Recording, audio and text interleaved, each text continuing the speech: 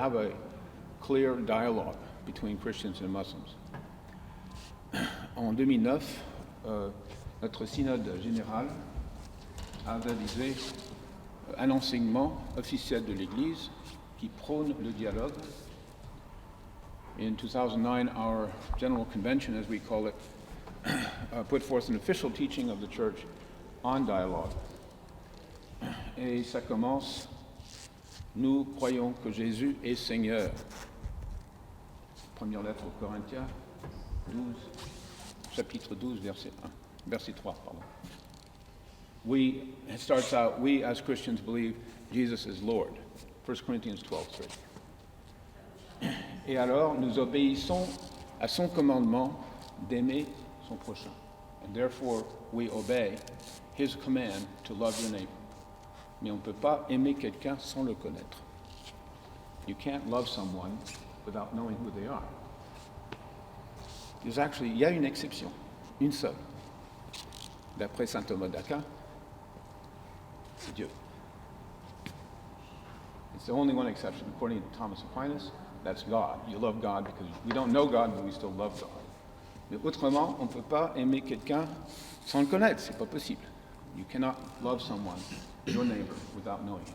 Donc, il faut dialoguer pour connaître son prochain, connaître autrui. So we need this dialogue to be able to fulfill the commandment that we Christians have from our Lord Jesus Christ.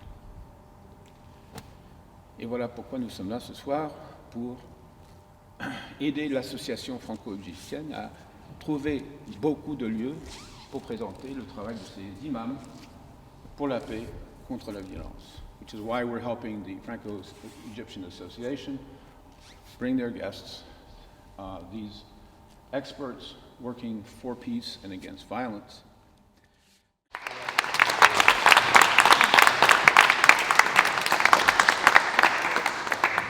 La chose la plus simple, c'est que je vous dis de quoi il s'agit. Il y a quelque temps, j'ai fait connaissance avec des musulmans éclairés, des laïcs et de religieux. Et je leur avais demandé de faire un groupe de travail pour qu'ils puissent faire entendre leur pensée, leur voix, qui est totalement différente de ce que nous entendons un peu aujourd'hui, un peu partout, avec toute cette violence et tout ce terrorisme. Et l'idée de Mustafa Rachid, que je présenterai tout à l'heure, et aussi de Rachid, c'était de ne pas mettre de laïcs dans le groupe et de rester uniquement avec un groupe de religieux. Et la raison qu'ils ont donnée, c'est qu'en tant que religieux, ils ont une autorité et que les gens ou le monde islamique pourraient les entendre et accepter cette autorité. Et que s'il y avait eu un seul laïc dans l'union qu'ils ont fondée, ils perdraient leur autorité, et je pense qu'ils avaient parfaitement raison. Alors l'idée, c'était la création de l'union mondiale des experts de l'islam pour la paix contre la violence.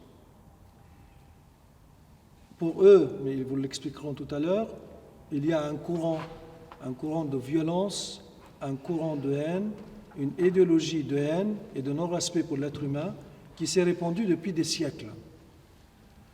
Et leur devoir qu'ils sentent et la responsabilité qu'ils sentent aujourd'hui, c'est de remettre les choses un peu dans l'ordre à travers ce qu'on pourrait appeler la réforme.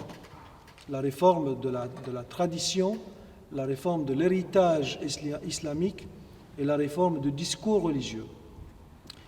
Moi, je suis d'origine copte chrétienne, donc j'ai passé mon enfance en Égypte, et je peux tout simplement dire que dans notre enfance, on était habitué aux insultes dans les haut-parleurs. Dans les années 50, 60, début 70, mais il y avait les religieux qui insultaient dans le haut-parleur, et nous on les entendait, mais ça passait. Et puis il y a la vie courante. La vie courante, c'était une tolérance parfaite. Donc je sors d'une école où j'avais souvent soit un juif, soit un musulman, et on n'avait jamais traversé cette période qu'on traverse aujourd'hui. Alors, est-ce qu'ils vont réussir à revenir à cet esprit de tolérance ou pas? En tout cas, ils ont une connaissance, ils ont une compétence, ils ont un pouvoir, ils ont l'autorité. Ils sortent de l'Azhar, de la grande mosquée de l'Azhar, et ils ont un projet. Et un projet vraiment qui, pour moi, va dans la bonne direction. Alors, nous allons prier pour eux, nous allons les encourager et nous allons les soutenir. La semaine dernière, ils étaient au Parlement européen, à la Commission européenne, à la Commission de l'épiscopat catholique à l'Union européenne, et tous les gens qui les ont rencontrés les ont trouvés vraiment avec un langage qu'ils n'ont jamais entendu avant. Nous avons été le vendredi au ministère de l'Intérieur, trois conseillers du ministre de l'Intérieur, et ils disaient, écoutez, la France est en danger, l'Europe est en danger, parce que vous avez trop laissé passer des gens qui ont une idéologie fanatique et une idéologie de haine. Pour eux, la guerre aujourd'hui n'est pas une guerre de chars ni d'avions, c'est une guerre de pensée et d'idéologie. Il est très très difficile pour quelqu'un où on a lavé la cervelle, où il est vraiment convaincu qu'il fait du bien en tuant, en se faisant sauter, il est très très difficile de changer cette idéologie. Donc eux, ils voudraient travailler à la source, ils veulent aller vraiment à la base et essayer de voir qu'est-ce qu'ils peuvent faire à l'intérieur de l'islam, à travers leur tradition, à travers l'héritage oral ou écrit. Donc moi, mon rôle est tout simplement un facilitateur. Je suis très content qu'un tel mouvement existe. Et je pense que c'était un devoir de les aider et de les encourager dans cette démarche. Donc, Mustapha Rachid, il est dans l'Azhar. La mosquée Al-Azhar est une mosquée qui a 10 siècles d'âge. Et la majorité des imams dans le monde vont à la mosquée de l'Azhar, où il y a une université, pour prendre le diplôme de théologie. Malheureusement, aujourd'hui, elle est infiltrée, comme toutes les autres institutions égyptiennes, par les fanatiques, les salafistes, les wahhabistes et les frères musulmans. Et donc, il y a une sorte d'éducation depuis des années à l'université Al-Azhar où les gens, les théologiens, les imams qui se forment, ils sortent avec pas du tout une idéologie de respect pour les autres religions, mais plutôt l'inverse.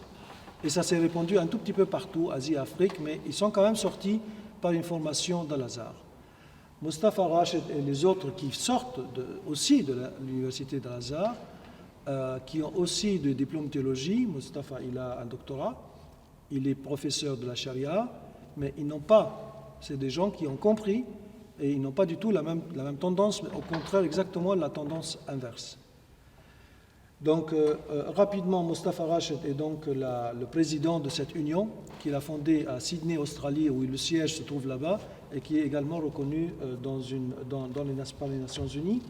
À côté de lui, il y a Salem, qui est un cheikh, un imam, dans une mosquée à Alexandrie.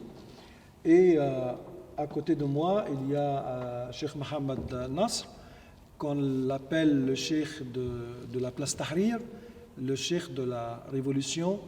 Et si vous vous souvenez, au début du printemps arabe, sur la place Tahrir, les chrétiens et les musulmans se donnaient la main avec le Coran et la Bible dans la main. Et à un moment donné aussi, sur le plan symbolique, les chrétiens faisaient leurs prières et les musulmans les protégeaient, et inversement. Et c'est Cheikh Mohammed Nasr qui était un peu à l'initiative de cette démarche. Donc on l'appelle le prédicateur de la place Tahrir, mais c'est un grand supporter et défenseur de la question des chrétiens coptes en Égypte. À ma gauche, il y a aussi un homme très spécial, Rachid Birbak, qui est d'origine marocaine et qui a fait des études, il ne l'a pas fait à Al-Azhar, mais il l'a fait à Médine, donc il est très connaisseur également de tout ce qui est théologie musulmane. Il était l'imam d'Auxerre, il ne l'est plus, parce qu'à Auxerre, le langage ouvert, tolérant, de respect ne plaisait pas aux salafistes qui étaient là-bas. Donc non seulement il ne le plaisait pas, mais ils ont incendié leur voiture de son épouse, et je pense qu'il a décidé de ne plus être imam d'Auxerre. Aujourd'hui, il est le président le rassemblement des imams, des musulmans de Corse. Il y a un excellent travail qu'il fait en Corse, et vous savez qu'en Corse, on a un caractère un peu spécial. Donc les musulmans qui sont là-bas couraient beaucoup de risques. Et ce qu'a fait l'imam Rachid, c'est qu'un jour, il a invité l'évêque de Corse pour le vendredi matin, à la prière de vendredi. Il lui a donné la parole dans la mosquée et il a dit aux gens qui étaient là, vous allez entendre le discours aujourd'hui de l'évêque et non pas de moi, et vous allez écouter, c'est sous mon autorité. Et tout le monde a écouté. Et après cet événement-là, et puis bien d'autres, les relations se sont bien apaisées. Donc je pense qu'il fait un immense travail aussi en France, et non pas seulement dans le domaine de l'idéologie que l'Union essaie de travailler.